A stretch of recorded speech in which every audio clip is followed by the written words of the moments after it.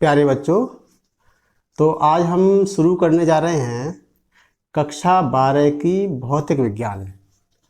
और भौतिक विज्ञान का आज का हमारा ये YouTube का पहला ही वीडियो है। और इस पहले वीडियो में हम सबसे पहले पहली यूनिट का पहला चैप्टर लेने जा रहे हैं। पहली यूनिट का नाम है स्थिर वैद्युतिकी, इलेक्ट्रोस्टैटिक्स। और इसमें चैप्टर नंबर 1 है। पहला चैप्टर है वैद्युत आवेश तथा क्षेत्र, इलेक्ट्रिक चार्ज एंड फील्ड। और इसमें पहला हेडिंग है वैद्युत आवेश। तो सबसे पहले हमें ये समझना है कि ये वैद्युत आवेश क्या है। तो इसको बड़ा सिंपली हमें यहाँ पर समझना है कि वैद्युत आवेश क्या होते हैं। अगर हम कोई भी दो पदार्थ ले लें और दो पदार्थों को आपस में इस तरह से हम रगड़ते हैं, रब करते हैं, तो क्या होता है कि पदार्थों में एक पदार्थ से दूसरे पदार्थ पर इलेक्ट्रॉनों को ट्रांसफ़र होने लगता है। और जब इलेक्ट्रॉनों का ट्रांसफ़र हो जाता है तो फिर वो चार्ज हो जाते हैं, आवेशित हो जाते हैं। वैसे तो सामान्यतः सभी पदार्थ जो होते हैं नॉर्मल स्थिति में, सामान्य अवस्था में अनावेशित ही रहते हैं। लेकिन किसी भी तरीके से जब एक पदार्थ से दूसरे पदार्थ पर इलेक्ट्रॉनों का ट्रांसफ़र किया जाता है तब वो आवेशित हो जाते हैं। इसे समझने के लिए हम इस तरह से समझ लें कि जैसा कि हम जानते हैं कि पदार्थों की संरचना के आधार पर कोई भी पदार्थ है, वो जैसे हम मान लें कि हमारा ये कलम है या हमारा ये पेज दिखाई दे रहा है, या कोई अन्य पदार्थ ले सकते हैं, कोई अन्य वस्तु ले सकते हैं। तो सभी पदार्थों की जो संरचना हुई होती है वो अणुओं के माध्यम से होती है, अणुओं के द्वारा होती है। और वो अणु जो होते हैं वो परमाणुओं से मिलकर बनते हैं। तो हम सबसे पहले ये समझ लेते हैं कि कोई भी परमाणु सामान्यतः उदासीन क्यों होते हैं, यानी उस पर कोई भी आवेश नहीं होता है। तो इसे समझने के लिए सबसे पहले तो ये जानें कि कोई भी परमाणु जो होता है उसकी संरचना इस प्रकार से है। यानी बीच में तो होता है यहाँ पर नाभिक, बीच में रहेगा नाभिक, और नाभिक की तुलना में काफी बड़ा ये पूरा होता है परमाणु। और नाभिक के अंदर होते हैं न्यूट्रॉन और प्रोटॉन। नाभिक के अंदर क्या चीज होती है, ध्यान रखें, परमाणुओं की संरचना जो होती है इस प्रकार से होती है कि नाभिक के अंदर होते हैं न्यूट्रॉन और प्रोटॉन। नाभिक के चारों ओर बहुत सारी कक्षाएं होती हैं। इन कक्षाओं में घूमते हैं इलेक्ट्रॉन्स, यानी इलेक्ट्रॉन यहाँ पर घूमते हैं। जैसे मान लिया जाए कि हमने कोई सोडियम का एक नाभिक ले लिया, Na, सोडियम परमाणु लिया। तो सोडियम परमाणु जो होगा उसमें लिखा जाता है परमाणु क्रमांक 11 और इसकी द्रव्यमान संख्या जो है 23, ये लेते हैं। तो इसका मतलब ये होता है जो नीचे लिखी रहती है ये वास्तव में प्रोटॉनों की संख्या होती है। यानी प्रोटॉन इसमें 11 हैं, यानी सोडियम के नाभिक में प्रोटॉन तो 11 हैं और नॉर्मल स्थिति में इलेक्ट्रॉन भी इतने ही होते हैं। लेकिन जो न्यूट्रॉन्स होते हैं वो इसमें से, यानी ऊपर वाली संख्या में से, द्रव्यमान संख्या में से परमाणु संख्या को घटा देते हैं, तो निकल के आ जाते हैं न्यूट्रॉन। न्यूट्रॉन होंगे यहाँ पर 12। कितने होंगे? 12। तो न्यूट्रॉनों की संख्या यहाँ पर हो गई 12, प्रोटॉनों की संख्या हो गई यहाँ पर 11, लेकिन इलेक्ट्रॉन है 11। तो इलेक्ट्रॉन 11 किस तरह से दिखाए जाते हैं? पहली कक्षा में तो होते हैं ये 2 इलेक्ट्रॉन होते हैं, दूसरी कक्षा में अधिकतम जो होते हैं वो 8 इलेक्ट्रॉन होते हैं। इस तरह से दिखा सकते हो, यानी कितने हो गए?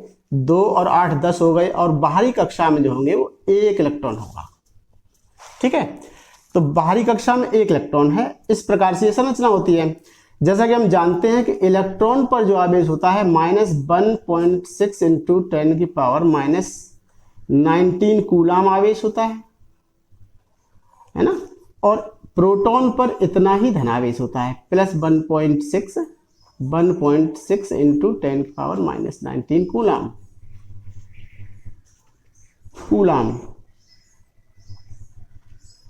तो इलेक्ट्रॉन पर जितना ऋणावेश होता है प्रोटॉन पर उतना ही धनावेश होता है। तो अब यहाँ पर हम देख रहे हैं कि सोडियम का जो नाभिक होगा और पूरा परमाणु को अगर देखा जाए तो नाभिक पर चूंकि प्रोटॉनों की संख्या कितनी है, नाभिक पर प्रोटॉनों की संख्या है 11, तो हम ये कहेंगे कि, और न्यूट्रॉन जो होते हैं वो न्यूट्रल होते हैं, उन पर कोई आवेश नहीं होता, वो उदासीन होते हैं। तो इस प्रकार से प्रोटॉन पर हम ये कहेंगे, यानी कहने का मतलब ये है कि नाभिक में कोई आवेश जो होता है वो केवल प्रोटॉनों के कारण होता है, न्यूट्रॉनों के कारण नहीं। न्यूट्रॉन तो न्यूट्रल होते हैं। तो प्रोटॉन पर, जो हम नीचे लिख चुके हैं, प्रोटॉन पर धनावेश होता है, तो इसे इकाई आवेश मान लेते हैं, यानी न्यूनतम आवेश की ये मात्रा है। इलेक्ट्रॉन से कम और कोई आवेश नहीं होता, इसलिए हम ये मान लेते हैं ये 1 इकाई के बराबर आवेश है। तो हम ये कहेंगे कि नाभिक पर 11 इकाई धनावेश है, लेकिन उसके चारों ओर इलेक्ट्रॉन भी 11 हैं। तो इस प्रकार से पूरे पदार्थ पर देखा जाए, पूरे परमाणु पर देखा जाए तो 11 इकाई ही ऋणावेश होगा। तो पूरे परमाणु पर देखा जाए 11 इकाई ऋणावेश है इलेक्ट्रॉनों के कारण, तो प्रोटॉन पर 11 इकाई ही धनावेश है। इस प्रकार से पूरा परिणामी आवेश जो होगा वो कितना हो जाएगा, यहाँ पर 0 हो जाएगा। पूरा परमाणु 0, यानी उस पर आवेश 0 हो जाएगा। इसका मतलब है कि पूरा परमाणु उदासीन होता है। फिर ये आवेशित कैसे हो जाते हैं? तो हमने ये तो स्थिति बताई कि सामान्य अवस्था में ये उदासीन ही होते हैं, यानी इन पर कोई आवेश नहीं होता। उसका कारण यह है कि नाभिक पर जितने इकाई धनावेश होता है उसके चारों ओर उतने ही इकाई ऋणावेश होता है। लेकिन अब और आगे चलते हैं। जैसे मान लीजिए इलेक्ट्रॉनों का ट्रांसफर होता है, तब क्या है, जैसे मान लो कि यही सोडियम के बाहरी कक्षा से एक इलेक्ट्रॉन ये निकल कर भाग गया, तो अब सामान्य सी बात है, अब नई अगर कॉन्फ़िगरेशन देखी जाए तो प्रोटॉनों की संख्या तो अब भी 11 ही होगी, क्योंकि प्रोटॉनों से हमने कोई टच नहीं किया है। और सामान्य अवस्था में ये इसमें से प्रोटॉन निकल कर नहीं भागते। जब भी ट्रांसफ़र होता है तो ये इलेक्ट्रॉन ही ट्रांसफ़र होते हैं। और इलेक्ट्रॉन अगर देखे जाए तो अब इसमें कितने रह गए, इलेक्ट्रॉन रह गए हैं 10, और न्यूट्रॉन अब भी 12 ही हैं, क्योंकि नाभिक से हमने कोई टच नहीं किया है, नाभिक से हमने कोई इलेक्ट्रॉन या प्रोटॉन नहीं निकाला है। तो अब अगर देखें तो पूरे परमाणु पर देखा जाए तो प्रोटॉन पर जो है 11 इलेक्ट्रॉन के बराबर धनावेश है, और इलेक्ट्रॉन के कारण 10 इकाई ऋणावेश है। इस प्रकार से परिणामी आवेश जो आएगा वो 1 इकाई धनावेश आ जाएगा। क्या आ जाएगा? 1 इकाई धनावेश आ जाएगा। इस प्रकार अगर ये 1 इलेक्ट्रॉन कहीं चला जाता है तो पूरे परमाणु पर देखा जाए कि 1 इकाई के बराबर इस पर धनावेश उत्पन्न हो जाता है। तो इस प्रकार से इलेक्ट्रॉन अगर चला गया, इससे ये निष्कर्ष निकला कि सामान्य अवस्था से अगर 1 इलेक्ट्रॉन कम कर दिया जाए, अथवा कहें कि सामान्य अवस्था से अगर किसी पदार्थ पर या किसी परमाणु पर 1 इलेक्ट्रॉन कम होता है तो वो धनावेशित हो जाता है। ठीक है। तो अथवा उल्टा रूप में भी इसको कह सकते हैं कि अगर किसी पदार्थ पर धनावेश है तो उस पर सामान्य अवस्था से 1 इलेक्ट्रॉन कम, या कहें कि अगर धनावेश है तो उस पर सामान्य अवस्था से इलेक्ट्रॉनों की कमी है। इसका उल्टा करके देख लो। अगर उल्टा करें, यानी 1 इलेक्ट्रॉन इस पर और ले आए, 1 इलेक्ट्रॉन और ले आए, यानी अभी कितने थे, 11 इसमें प्रोटॉन थे और 11 ही इलेक्ट्रॉन थे। लेकिन अगर मान लो हमने इसको 1 इलेक्ट्रॉन और दे दिया, तब क्या होगा, इलेक्ट्रॉन तो हो जाएंगे 12 और प्रोटॉन रहेंगे 11। इस प्रकार से 11 इकाई धनावेश और 12 इकाई ऋणावेश हो जाएगा। फलस्वरूप जो निकल कर आएगा, यानी इस पर परिणामी आवेश जो आ जाएगा वो 1 इकाई ऋणावेश आ जाएगा। तो इस प्रकार से हम ये समझ में आ गया होगा हम लोगों को, यानी हम लोगों ने ये समझा होगा कि जैसे ये कलम है, ये नॉर्मल अवस्था में, सामान्य अवस्था में है तो इस पर कोई आवेश नहीं, लेकिन अगर इसमें से हम कुछ इलेक्ट्रॉन निकाल दें, इसमें से निकाल कर बाहर कर दें तो ये धनावेशित हो जाएगी। और यदि हम इसको कहीं से चार्ज दे दें, यानी इलेक्ट्रॉन दे देंगे तो इलेक्ट्रॉन पर ऋणावेश होता है।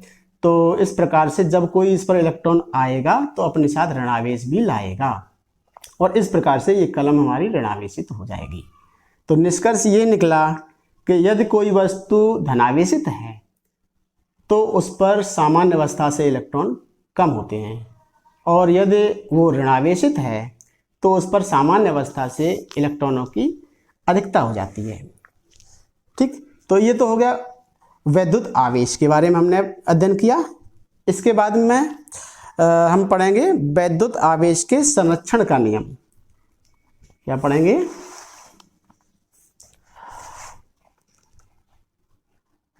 वैद्युत आवेश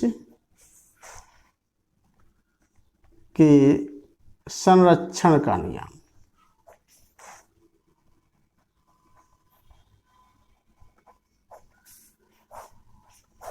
वैद्युत आवेश संरक्षण का नियम क्या होता है? बहुत सिंपल सा नियम है कि हम न तो आवेश को उत्पन्न कर सकते हैं और ना ही नष्ट कर सकते हैं। यही आवेश संरक्षण का नियम कहलाता है। क्या कहेंगे? आवेश को न तो उत्पन्न किया जा सकता है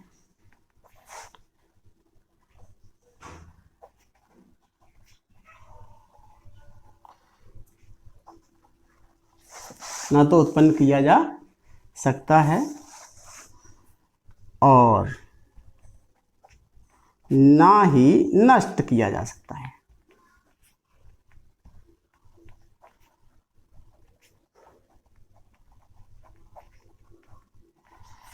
इसे आवेश संरक्षण का नियम कहते हैं।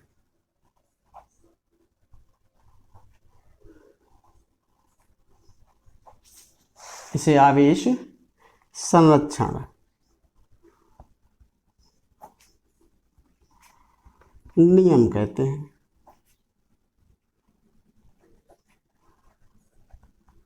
ठीक, तो ये हो गया आवेश संरक्षण। यानी यहाँ पर बहुत सिंपल है, इसमें कुछ है नहीं कि हम आवेश को उत्पन्न नहीं कर सकते और ना ही उसे हम नष्ट कर सकते हैं। केवल आवेश को हम ट्रांसफर कर सकते हैं। क्या कर सकते हैं? जैसे मान लो ये दो कलम हमने रख दिए, यहाँ से इलेक्ट्रॉन निकाल कर यहाँ पर पहुँचा देंगे या यहाँ से निकाल कर यहाँ पर पहुँचा देंगे। ये सामान्य अवस्था में है। यहाँ से एक इलेक्ट्रॉन निकाला और ये दूसरी कलम पर पहुँचा दिया, तो दूसरा कलम भी सामान्य अवस्था में था। तो सामान्य अवस्था का मतलब इस पर आवेश जीरो था और इस पर भी आवेश जीरो था। लेकिन यहाँ से एक इलेक्ट्रॉन निकाल कर यहाँ पर पहुँचा दिया, तो ये वाला कलम अब हो जाएगा, यानी इस पर एक इलेक्ट्रॉन आ गया है। जब इलेक्ट्रॉन आएगा तो अपने साथ ऋणावेश भी लाएगा। अतः ये वाला कलम हमारा जो हाथ में पकड़े हुए हैं, ये वाला कलम हमारा ऋणावेशित हो जाएगा। और जितना इस पर ऋणावेश हो जाएगा उतना ही इस पर, दूसरी वाली कलम पर इस पर उतना ही धनावेश हो जाएगा। इस प्रकार से परिणामी आवेश अब भी दोनों को मिला दिया जाए तो जीरो ही हो जाएगा। तो इस प्रकार से ये आवेशित हो गए हैं, दोनों ही आवेशित हो गए, विपरीत आवेशित हो गए। यहाँ से इलेक्ट्रॉन निकल कर यहाँ पर पहुँच गया, तो यानी ये दूसरा कलम ये तो ऋणावेशित हो जाएगा और पहला वाला कलम उतना ही धनावेशित हो जाएगा। तो इस प्रकार से आवेश का ट्रांसफर होता है, स्थानांतरण होता है, लेकिन आवेश को उत्पन्न या नष्ट नहीं किया जा सकता है। इसके बाद हम नेक्स्ट टॉपिक लेंगे। छोटे छोटे टॉपिक्स हैं, ये हम हल्का सा एक्सप्लेन यहाँ पर करते जाते हैं। बाद में हम आपको नोट्स देंगे और वहाँ से नोट्स आप लोग ले सकेंगे। यहाँ पर एक्सप्लेन करने के लिए जितना हमें लिखना आवश्यक है उतना हम यहाँ पर लिख कर यहाँ पर समझ रहे हैं। नेक्स्ट टॉपिक हम लेंगे आवेश की क्वांटम प्रकृति।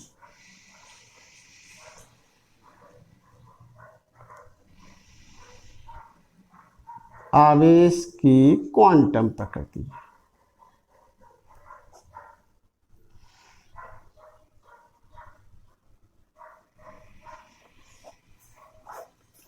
आवेश की क्वांटम प्रकृति क्या होती है समझ लीजिए। देखिए, आवेश का यानी quantization of charges. Quantization of charges क्या है कि जैसे हमने अभी बताया कि आवेश जो सबसे कम आवेश की मात्रा होती है वो इलेक्ट्रॉन की आवेश के बराबर होती है, उससे कम आवेश नहीं होता। तो जैसे मान लो कि यही कलम है, इसको हमने एक इलेक्ट्रॉन दिया तो इस पर एक इलेक्ट्रॉन के बराबर ऋणावेश उत्पन्न हो गया। इसको अगर हमने दो इलेक्ट्रॉन दिए तो दो इलेक्ट्रॉन के बराबर ऋणावेश इस पर उत्पन्न हो जाएगा। और यदि हम इसको तीन इलेक्ट्रॉन दे देंगे तो इस पर तीन इलेक्ट्रॉन के बराबर ऋणावेश उत्पन्न हो जाएगा। लेकिन हम ऐसा नहीं कर सकते कि इसको हम 2.5 इलेक्ट्रॉन दे दें, 2.25 इलेक्ट्रॉन दे दें, 4.5 इलेक्ट्रॉन दे दें। तो यही आवेश का क्वांटीकरण है कि आवेश का क्वांटीकरण का नियम ये कहता है कि किसी भी वस्तु पर जो आवेश की मात्रा हो सकती है वो इलेक्ट्रॉनों की पूर्ण गुणज होगी। यानी एक इलेक्ट्रॉन के बराबर होगी, यानी 2 इलेक्ट्रॉन के बराबर हो सकती है, 3 इलेक्ट्रॉन के बराबर हो सकती है, डॉट डॉट डॉट कितने भी इलेक्ट्रॉन के बराबर हो सकती है, लेकिन 1.5 इलेक्ट्रॉन, या कहें कि 2.75 इलेक्ट्रॉन, या कहें कि 100.75 इलेक्ट्रॉन इतनी नहीं हो सकती। इसी को आवेश का क्वांटीकरण कहते हैं। क्या कहते हैं? इसी को आवेश का क्वांटीकरण कहते हैं। इसी संबंध में, यानी किसी भी वस्तु पर, किसी भी पदार्थ पर कितना आवेश हो सकता है, इसके संबंध में एक साइंटिस्ट हैं R.A. मिल्कन। R.A. मिल्कन ने बताया कि किसी भी वस्तु पर आवेश की मात्रा यानी Q बराबर जो होती है वो NE हो सकती है। ये एक छोटा सा फार्मूला है, ये न्यूमेरिकल में भी यूज होगा। ठीक है, तो यहाँ पर N जो है क्या है? यहाँ पर है स्थानांतरित इलेक्ट्रॉनों की संख्या। N क्या है? स्थानांतरित इलेक्ट्रॉन की संख्या। ठीक है, स्थानांतरित इलेक्ट्रॉनों की संख्या कहलाती है N। और E जो है इलेक्ट्रॉनिक चार्ज है, यानी E बराबर क्या है? 1.6 इंटू 10⁻⁻19 कूलाम। और इतने कूलाम भी इलेक्ट्रॉन पर अगर देखा जाए तो निगेटिव होता है, तो इतने इलेक्ट्रॉन के बराबर ऋणावेश होता है। ठीक है, तो ये हो गया हमारा आवेश का क्वांटीकरण। और इसके बाद में अब हम आ जाते हैं सीधा कूलाम का नियम। कूलाम का नियम बहुत ही महत्वपूर्ण है, पूरा चैप्टर ही कूलाम के नियम के इर्द गिर्द ही घूमता है। आगे के सारे डेरिवेशन भी हम कूलाम के नियम के आधार पर ही ड्राइव करते हैं। तो हम सबसे पहले इसमें अब नेक्स्ट टॉपिक लेंगे कूलाम का नियम। तो कूलाम का नियम लेंगे, तो हेडिंग डाल लेते हैं हम कूलाम का नियम। कूलाम का नियम, कूलाम का नियम। देखिए, कूलाम का नियम से पहले पिछली क्लास में यानी 11वीं क्लास में हम लोग न्यूटन का गुरुत्वाकर्षण का नियम पढ़े थे। तो न्यूटन का गुरुत्वाकर्षण का नियम जो होता है, वहाँ पर क्या था कि दो पिंडों के बीच में कार्य करने वाला गुरुत्वाकर्षण के संबंध में न्यूटन का गुरुत्वाकर्षण का नियम बताता है। लेकिन यहाँ पर जो कूलाम ने नियम दिया वो दो स्थिर वैद्युत आवेशों के बीच लगने वाले वैद्युत बल के बारे में जानकारी देता है कूलाम का नियम।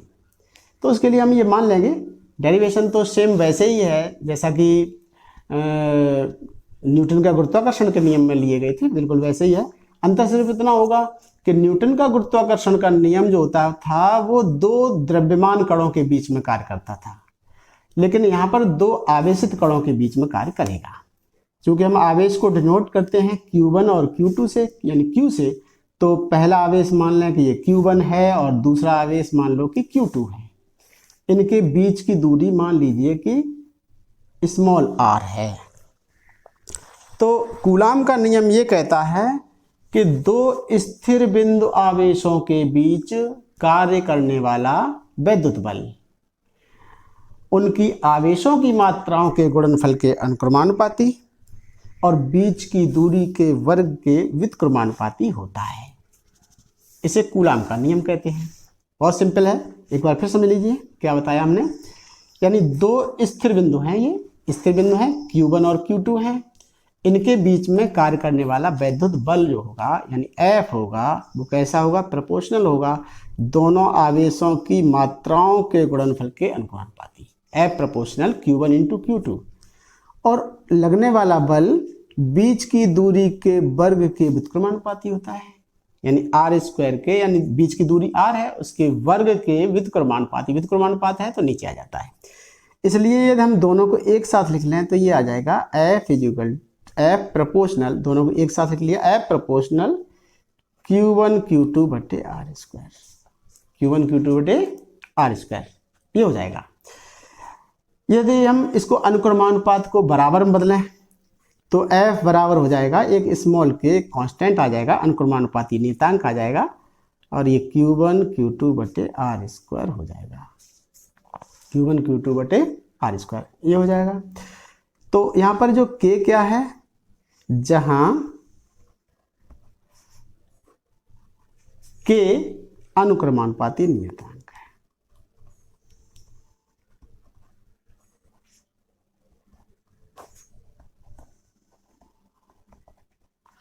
के को कहते हैं अनुक्रमानुपाती नियतांक। ठीक, अब इसका देखिए स्मॉल के जो है, ध्यान रखें जी, स्मॉल के है। स्मॉल के का मान जो होता है प्रयोगों द्वारा प्राप्त किया गया, और के बराबर जो इसका मान होता है स्मॉल के इजिकल टू होता है 9 इंटू 10⁹, और इसका मात्रक यहीं से हम निकाल लेंगे, के बराबर निकालेंगे तो आर स्क्वायर इधर जाएगा तो न्यूटन इंटू मीटर स्क्वायर, और कूलाम इंटू कूलाम ये नीचे पहुंच जाएगा। तो इस प्रकार से हो जाएगा न्यूटन इंटू मीटर स्क्वायर और प्रति कूलाम स्क्वायर, ये हो जाएगा न्यूटन मीटर स्क्वायर प्रति कूलाम स्क्वायर, के का मान होता है। लेकिन होता क्या है कि आगे हमें बहुत सारे डेरिवेशन वगैरह करने हैं, उसके लिए सुविधा की दृष्टि से के की जगह पर हम लिख देते हैं 1/4πε0। ठीक है, तो क्या लिख देंगे अब हम सुविधा के लिए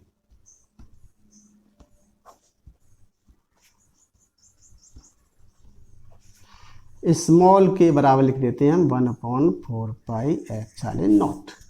इसको पढ़ते हैं एप्सिलॉन 0 या एप्सिलॉन नॉट भी बोल देते हैं, मैं लिख भी देता हूँ इसको। वास्तव में इसका स्वरूप इस तरह से बनता है, एप्सिलॉन 0 इस तरह से बनता है एप्सिलॉन 0, और इसको लिखेंगे एप्सिलॉन 0 इस तरह से इसको लिखा जाता है। लेकिन हमें प्रैक्टिस में लिखने की आदत है, यानी इस तरह से डायरेक्ट हम बना देते हैं और यूँ लिख देते हैं। तो चाहे तो आप ऐसा बना सकते हैं, कोई दिक्कत नहीं है। वैसे वास्तविक स्वरूप इसका एप्सिलॉन 0 का इस तरह का होता है, तो इस तरह का बनाने की कोशिश करें तो ज़्यादा अच्छा है। हमारी तो गंदी आदत पड़ी हुई है, तो लेकिन आप लोग जो है ज़्यादा से ज़्यादा एक्यूरेट लिखें तो ज़्यादा बेहतर होगा। तो इस प्रकार से अब नया स्वरूप क्या हो जाएगा, तो अपनी सुविधा के लिए हम क्या कर लेते हैं कि के बराबर 1/4πε0 लिख देते हैं। तो अब हो जाएगा एफ बराबर, इसलिए अब एफ बराबर बनकर तैयार हुआ 1/4πε0, और ये यानी ये हमने के का मान उठाकर यहाँ पर ऊपर वाले सूत्र में यहाँ पर रख दिया है यहाँ पर। तो क्या हो जाएगा, आप देखो के का मान ये रखना है 1/4πε0, तो ये हो जाएगा देखो Q1 Q2/r²। तो अब ये फार्मूला बनकर तैयार हो गया। तो यानी दो स्थिर बिंदु आवेश जो कि ऊपर लिए थे Q1 और Q2, उनके बीच कार्य करने वाला जो वैद्युत बल होता है, उसके लिए अगर हम सूत्र निकालते हैं तो ये F बराबर 1/4πε0 Q1 Q2/r² होता है। ये होता है वायु या निर्वात के लिए, यानी दोनों आवेशित कण जिनके बीच का माध्यम वायु या निर्वात हो तब के लिए ये होता है। यानी क्या हो जाएगा, वायु या निर्वात के लिए, वायु या निर्वात के लिए ये फार्मूला होता है। ठीक है, तो वायु या निर्वात के लिए ये फार्मूला हो जाता है। लेकिन अगर हम बात करते हैं कि मान लीजिए कि दोनों आवेशित कण ये रखे हुए हैं स्थिर बिंदु आवेश, इनके बीच में वायु या निर्वात ना हो, बल्कि आवेशों के बीच में कोई अन्य माध्यम रख दिया जाए। अन्य माध्यम का मतलब कोई किसी भी प्रकार का हो सकता है, कोई धात्विक पदार्थ हो सकता है, जल हो सकता है, एबोनाइट हो सकता है, कोई और माध्यम हो सकता है। तो उसको हम कहते हैं परावैद्युत पदार्थ। उसको क्या कहते हैं, परावैद्युत पदार्थ। यानी यदि आवेशित कणों के बीच में निर्वात ना हो बल्कि कोई अन्य परावैद्युत पदार्थ हो, तब फार्मूला क्या हो जाता है, तो लिख देंगे यदि आवेशित कणों के बीच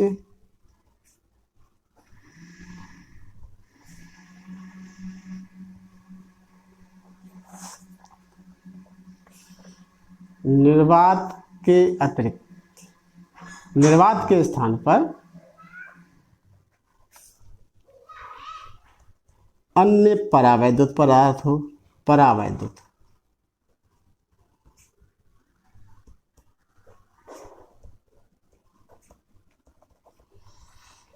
तो उनके बीच बल, तो उनके बीच वैद्युत बल कहेंगे, वैद्युत बल, उनके बीच लगने वाला वैद्युत बल, यानी तब बल बदल जाएगा। मान लो कि परावैद्युतांक यानी परावैद्युत पदार्थ जिसका परावैद्युतांक k है उसको रख दिया है, तब लगने वाला बल F यहाँ पर लिख देते हैं k। एफ के बराबर होता है 1/4 पाई एप्सिलॉन 0 होता है k कैपिटल, और ये Q1 Q2 upon r square. तब ये फार्मूला हो जाता है जहाँ k क्या है, जहाँ पर k जो होता है माध्यम का परावैद्युतांक है, परावैद्युतांक है, माध्यम का परावैद्युतांक है। इसका मान कितना होता है? वायु या निर्वात के लिए तो कैपिटल K का मान 1 होता है, वैसे वायु के लिए भी 1 से कुछ हल्का सा अधिक होता है, लेकिन निर्वात के लिए एक्यूरेट 1 होता है। अन्य माध्यमों, अन्य सभी माध्यमों के लिए कैपिटल K का मान 1 से अधिक ही होता है, और धातुओं के लिए अनंत होता है। ये भी याद रखें, धातु ले लें या कोई चालक, ठीक है। तो लिख देंगे कि K का मान निर्वात के लिए 1 तथा अन्य माध्यमों के लिए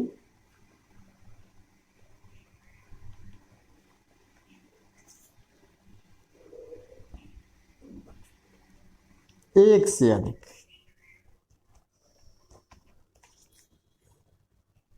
तथा धातुओं के लिए, तथा धातु या हो चालक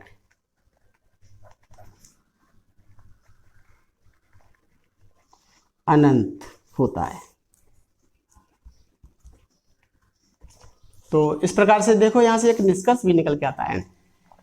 जैसे यहाँ पर कैपिटल K है, धातुओं के लिए कैपिटल K बराबर होता है अनंत, यहाँ पर अनंत रख दीजिए तो F बराबर 0 हो जाएगा। कहने का मतलब यदि 2 आवेशित कण हों, उनके बीच में अगर हम कोई धातु रख दें, कोई चालक रख देंगे, तो उनके बीच में कोई वैद्युत बल कार्य नहीं करेगा। इसका अर्थ ये हुआ। तो अब यहाँ से देखो ये समीकरण जो प्राप्त हुए हैं, ऊपर वाले समीकरण को हम ले लेते हैं, यानी ये समीकरण को 1 मान लो और नीचे वाले को समीकरण 2 मान लीजिए थोड़ी देर के लिए। तो अब हम क्या करेंगे, समीकरण 1 में समीकरण 2 से भाग कर दो तो क्या आ जाएगा, यानी समीकरण 1 में और 2 से, तो क्लियर नहीं हो रहा है यहाँ पर, एक समीकरण 1 में 2 से भाग करने पर, 2 से भाग देने पर, ठीक। समीकरण 1 में 2 से भाग दे दें तो देखो ये समीकरण 1 रहा और ये समीकरण 2 रहा।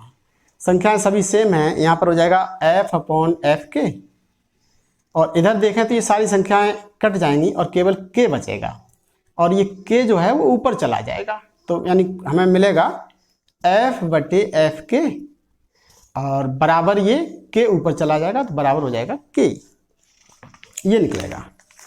तो इस प्रकार से यानी हमें जो रिजल्ट प्राप्त होगा भाग देने पर, हम वो रिजल्ट डायरेक्ट लिख देते हैं। यानी ये हो जाएगा F/F k बराबर हो जाएगा k, ठीक है। तो इतना हो जाएगा।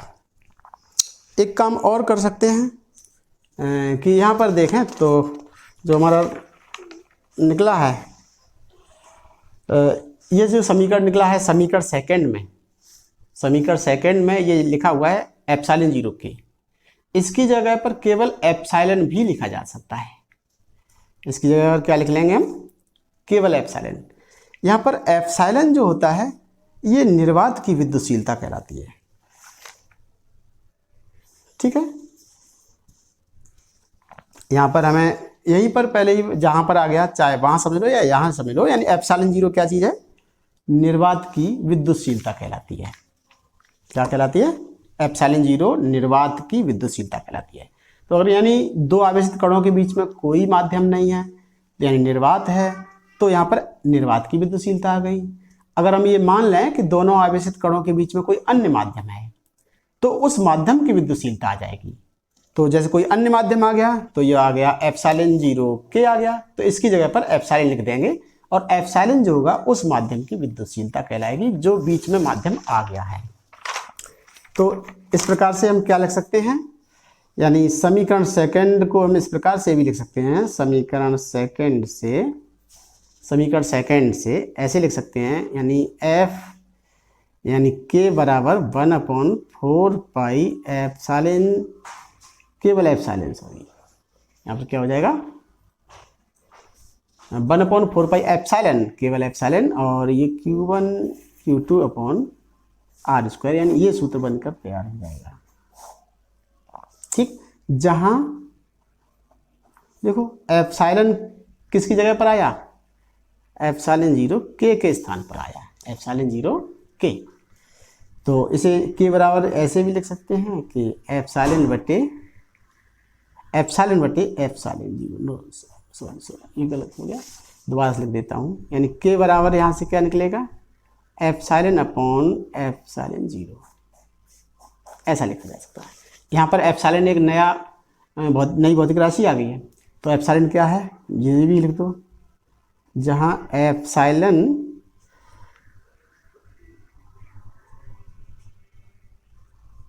उस माध्यम की विद्युतशीलता कहलाती है।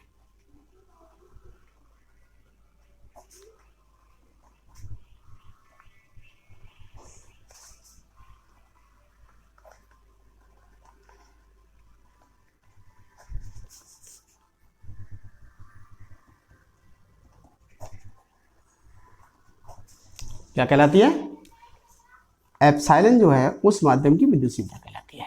और एप्सिलॉन जीरो क्या था, निर्वात की विद्युतशीलता, यानी फिर लिख देते हैं चलो नीचे, एप्सिलॉन जीरो निर्वात की विद्युतशीलता, निर्वात की विद्युतशीलता है। ठीक है, तो एप्सिलॉन जीरो निर्वात की विद्युतशीलता है और एप्सिलॉन उस माध्यम की विद्युतशीलता है जो दोनों आवेशित कणों के बीच में हमने अन्य कोई परावैद्युत पदार्थ भर दिया है। तो और दोनों विद्युतशीलताओं का अनुपात जो होता है वो परावैद्युतांक के बराबर होता है। एक ये भी फार्मूला प्राप्त हुआ और एक यहाँ पर ये भी, जो बॉक्स में बंद करते जा रहे हैं, ये सभी के सभी फार्मूले हैं, ये कहीं ना कहीं आगे हमारे काम आएंगे। अब देखिए यहाँ पर जब भी हम कोई नई भौतिक राशि पढ़ते हैं, जैसे यहाँ पर एक नई भौतिक राशि आ गई है एप्सिलॉन जीरो, तो एप्सिलॉन जीरो जब भी कोई नई भौतिक राशि पढ़ेंगे तो उसका मात्रक, विमीय सूत्र, उसका मान के बारे में चर्चा करेंगे। तो सबसे पहले यहाँ पर एक नई भौतिक राशि हमें मिल गई है एप्सिलॉन जीरो, तो एप्सिलॉन जीरो का हम एक मात्रक और विमा निकालेंगे। तो हम हेडिंग डाल लेते हैं एप्सिलॉन जीरो का मात्रक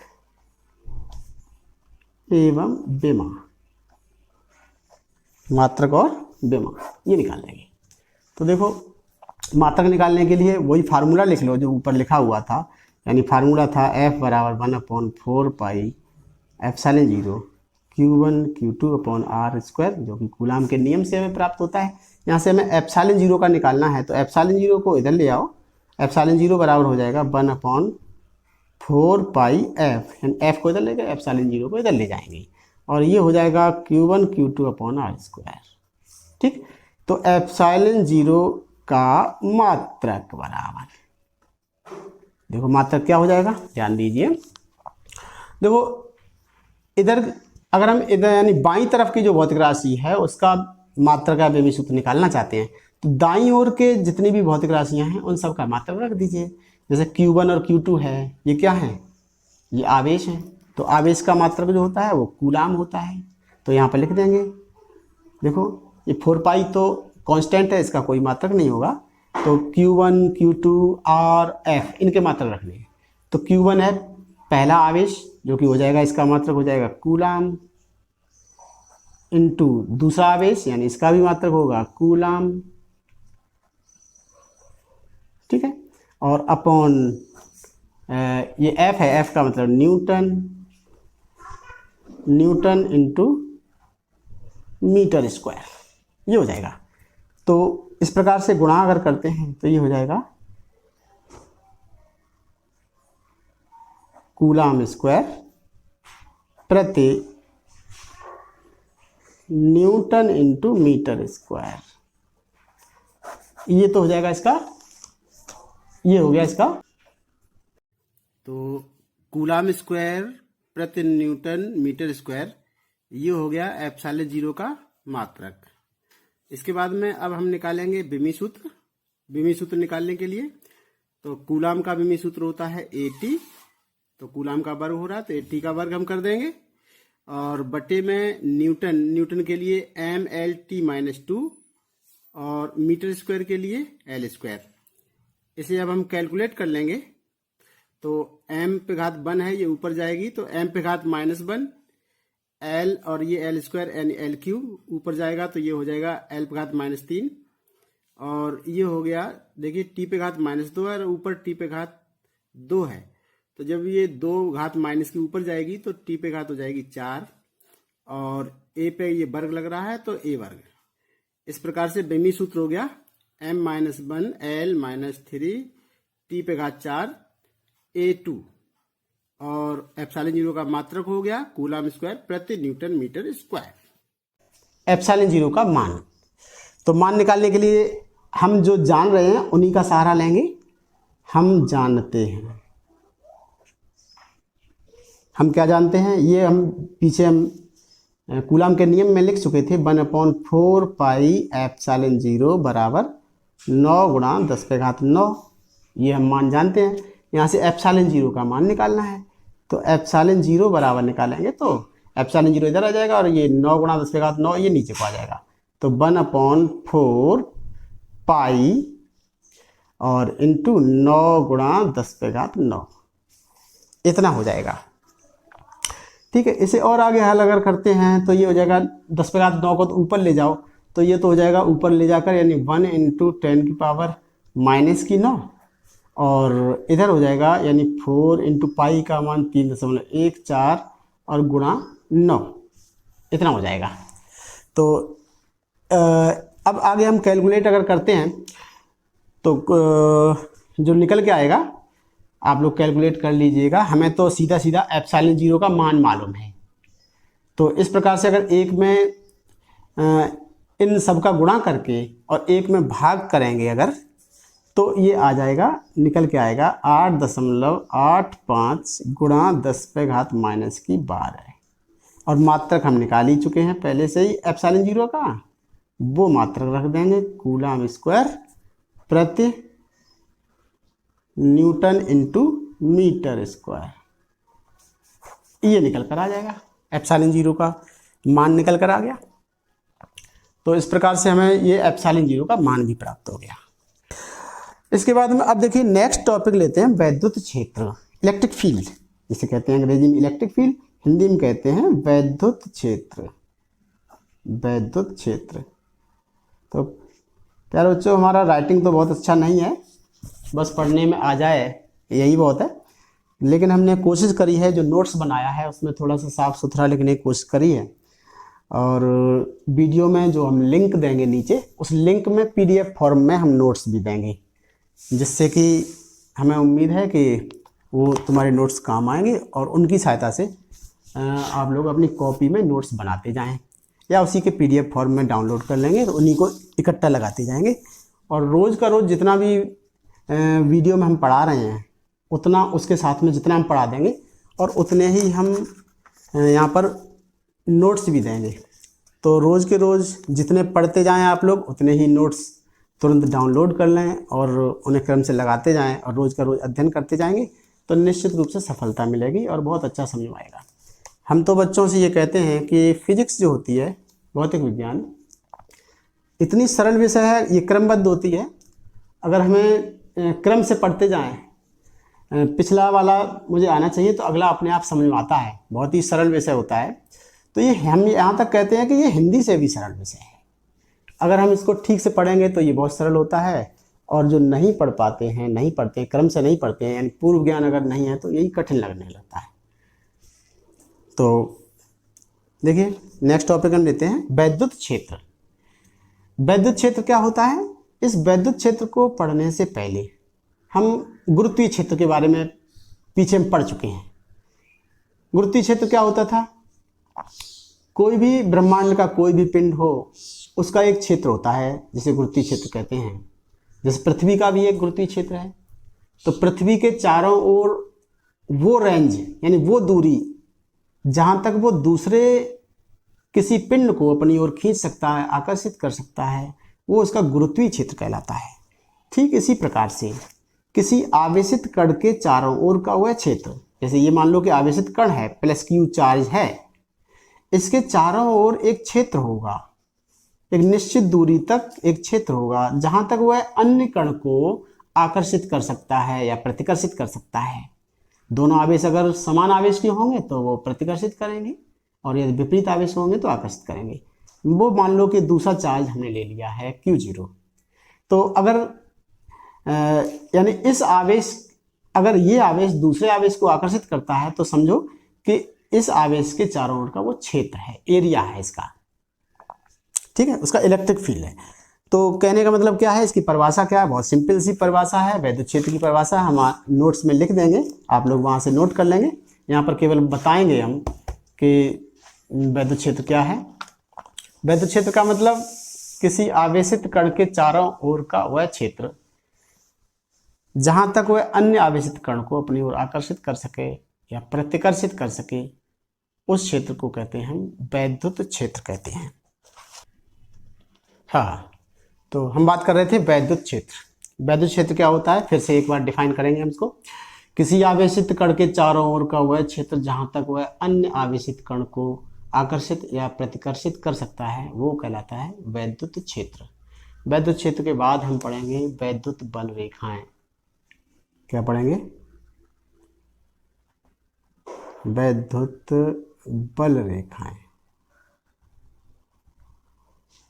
वैद्युत बल रेखाएं भी कहते हैं या इसको हम वैद्युत क्षेत्र रेखाएं भी कहते हैं।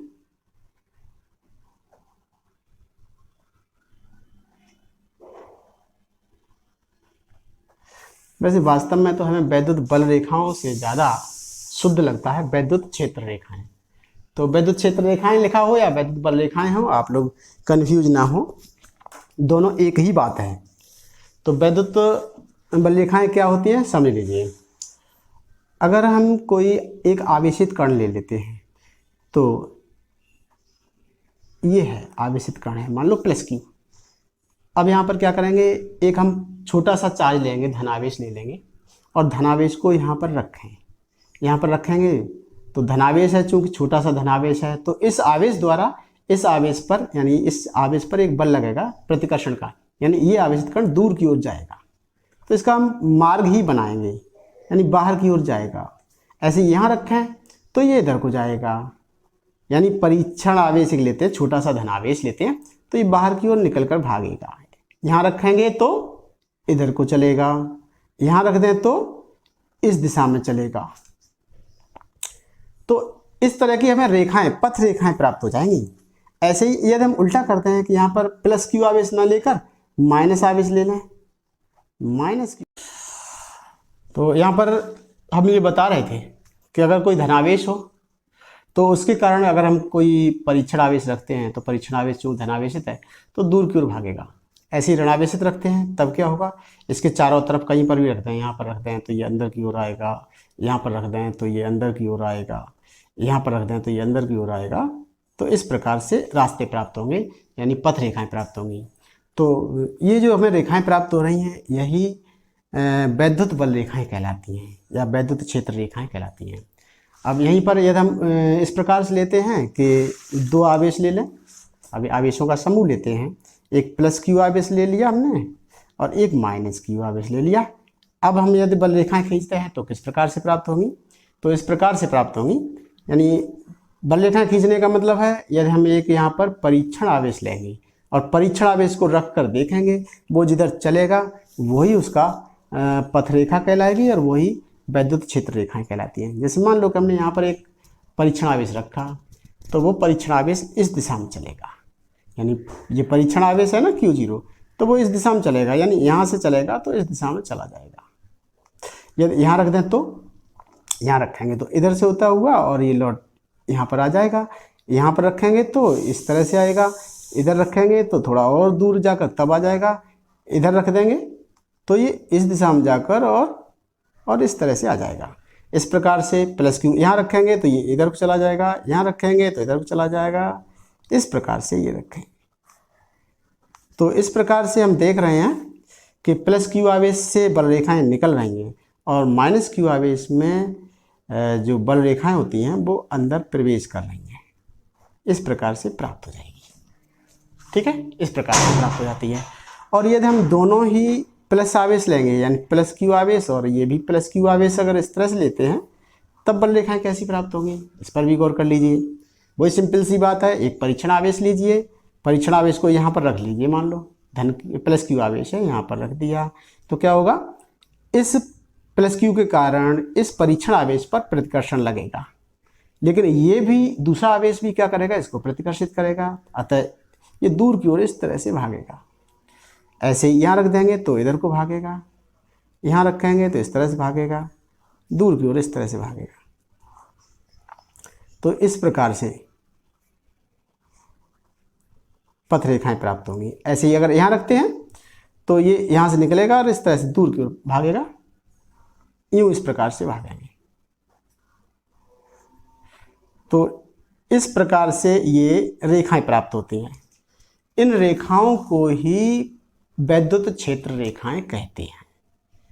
तो वैद्युत क्षेत्र रेखाओं की अब ये आखिर क्या प्रकट कर रहे हैं, ये चीज़ और समझ रहे हैं तो हम वैद्युत बल रेखाओं की परिभाषा समझ जाएंगे। तो वैद्युत बल रेखाएं यानी क्या प्रकट कर रही हैं, ये हर बिंदु पर वैद्युत क्षेत्र की दिशा को प्रकट कर रही हैं। जैसे हम इस बिंदु को ले लेते हैं तो इस बिंदु पर परिणामी वैद्युत क्षेत्र की दिशा क्या है ये जानना चाहें तो यहाँ पर एक स्पर्श रेखा खींच दीजिए। तो इस बिंदु पर वैद्युत क्षेत्र ई की दिशा को ये प्रकट कर रही है इस बिंदु पर खींची गई स्पर्श रेखा। ऐसे ही यदि हम ये जानना चाहें कि इस बिंदु पर वैद्युत क्षेत्र की दिशा क्या है तो इस बिंदु पर एक स्पर्श रेखा खींच दीजिए। तो वैद्युत क्षेत्र जो वैद्युत बल रेखा है या वैद्युत क्षेत्र रेखाएं हैं उस पर खींची गई स्पर्श रेखा उस बिंदु पर वैद्युत क्षेत्र की दिशा को प्रकट करती है। इसी प्रकार कहीं पर भी हम स्पर्श रेखा खींच देंगे तो वो वैद्युत क्षेत्र की दिशा को प्रकट करेगी। तो यहीं से परिभाषा निकल कर आती है वैद्युत बल रेखा की, यानी वैद्युत क्षेत्र रेखा। यानी वैद्युत क्षेत्र रेखाएं क्या होती हैं, वैद्युत क्षेत्र रेखाओं की अगर हम परिभाषा करते हैं क्या होती हैं, यानी वैद्युत क्षेत्र में खींचे गए वे काल्पनिक निष्कोण वक्र, ये देखिए इसमें कहीं कोण नहीं बन रहा है, निष्कोण वक्र हैं। यानी वैद्युत क्षेत्र में खींचे गए वे काल्पनिक निष्कोण वक्र जो वैद्युत बल रेखा के किसी भी बिंदु पर खींची गई स्पर्श रेखा, यानी ये स्पर्श रेखा उस बिंदु पर वैद्युत क्षेत्र की दिशा को प्रकट करती है। तो यही परिभाषा हो गई वैद्युत क्षेत्र रेखाओं की। वैद्युत क्षेत्र रेखाएं क्या होती हैं, वैद्युत क्षेत्र में खींचे गए वे काल्पनिक निष्कोण वक्र जो वैद्युत बल रेखा के किसी बिंदु पर खींची गई स्पर्श रेखा उस बिंदु पर वैद्युत क्षेत्र की दिशा को प्रकट करती है। तो ये हो गई वैद्युत बल रेखा की परिभाषा। अब वैद्युत बल रेखाओं के गुण क्या है, विद्युत बल रेखाओं के गुण। तो वैद्युत बल रेखाएं क्या हैं, सबसे पहले यानी पहला गुण तो यही हो गया कि वैद्युत बल रेखाएं जो होती हैं वो धन आवेश से निकलती हैं और ऋण आवेश पर समाप्त हो जाती हैं। यानी ये खुला वक्र होते हैं, ध्यान रखें, यहाँ से निकली और यहाँ पर खत्म हो गई, यानी ये खुला वक्र है, बंद वक्र नहीं है। आगे हम पढ़ेंगे चुंबकीय बल रेखाएं भी पढ़ेंगे तो वहाँ पर बंद वक्र प्राप्त होंगी, ठीक है। तो ये हो जाएगी। अगला देखिए दूसरा क्या है कि दूसरा गुण इसका ये है कि वैद्युत बल रेखा के किसी बिंदु पर खींची गई स्पर्श रेखा उस बिंदु पर वैद्युत क्षेत्र की दिशा को प्रकट करती है। अगला गुण यानी दूसरा गुण हो गया। नंबर तीसरा गुण क्या है कि ये बल रेखाएं कभी भी एक दूसरे को काटती नहीं हैं। क्यों नहीं काटती हैं, समझने की बात है। अगर काट जाएंगी तब क्या होगा, जैसे मान लो कि एक बल रेखा है तो ये है और दूसरी बल रेखा इस तरह से यूं काट जाए, मान लो थोड़ी देर के लिए इस तरह से काट जाती है, तब क्या होगा, इस कटान बिंदु पर दो स्पर्श रेखाएं प्राप्त होंगी, एक इधर को जाएगी और एक इधर को प्राप्त हो जाएगी। कटान बिंदु पर दो स्पर्श रेखाएं प्राप्त होंगी, तो ये वैद्युत और स्पर्श रेखाएं क्या प्रकट करती हैं? वैद्युत क्षेत्र की दिशा को, यानी इस बिंदु पर दो वैद्युत क्षेत्र की दिशाएं प्रकट हो जाएंगी। और एक बिंदु पर दो दिशाएं हो नहीं सकती, इसलिए ये बल रेखाएं एक दूसरे को काट नहीं सकती। नेक्स्ट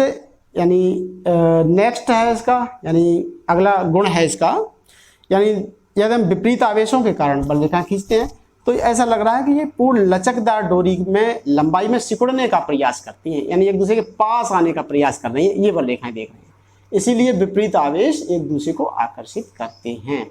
और यहाँ पर देख रहे हैं समान आवेश हैं तो क्या है, दूर दूर के भागने का प्रयास कर रही हैं बल रेखाएं, इसीलिए समान आवेश जो होते हैं वो एक दूसरे को प्रतिकर्षित करते हैं।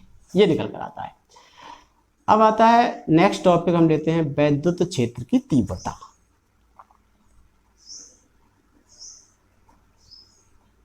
वैद्युत क्षेत्र की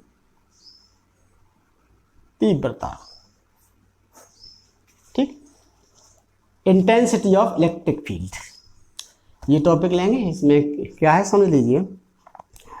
वैद्युत क्षेत्र की तीव्रता को परिभाषित करने के लिए इसका फार्मूला याद रखो। इसी परिभाषा से सब इसी सूत्र से ही परिभाषा निकलेगी। E बराबर F/Q0, ये फार्मूला। यहाँ पर Q0 परीक्षण आवेश है, तो इसकी क्या परिभाषा है? F जो है वैद्युत क्षेत्र में कोई परीक्षण आवेश रखा हो तो उस पर लगने वाला बल होता है। तो क्या परिभाषा निकली कि वैद्युत क्षेत्र में यदि हम कोई परीक्षण आवेश रखते हैं तो उस पर लगने वाला बल और परीक्षण आवेश के अनुपात को ही उस बिंदु पर वैद्युत क्षेत्र की तीव्रता कहलाती है।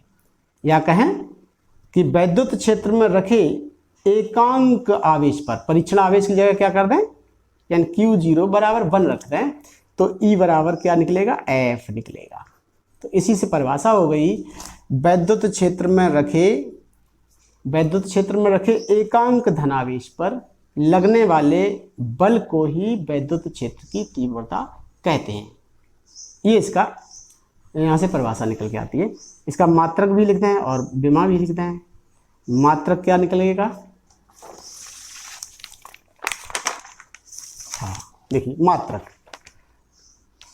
देखिए इसका मात्रक निकालने के लिए सूत्र सीधा सीधा दिया हुआ है, E बराबर F/Q।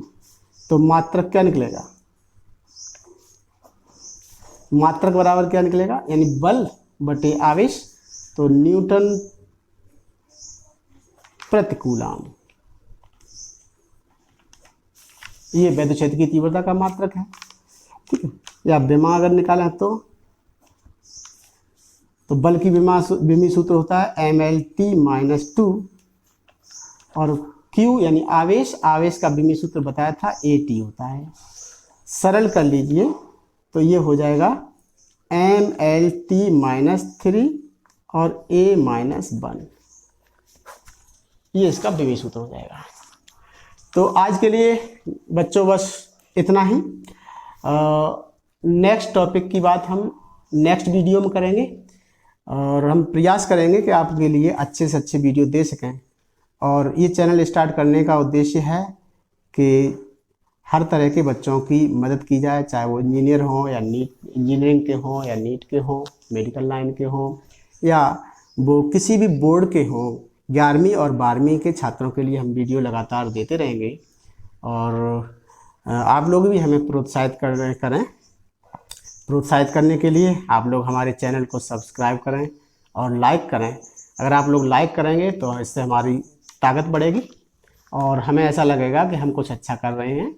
तो हमें मोटिवेट करने के लिए हमें लाइक करें, हमारे वीडियो को लाइक करें और चैनल को सब्सक्राइब करें। धन्यवाद।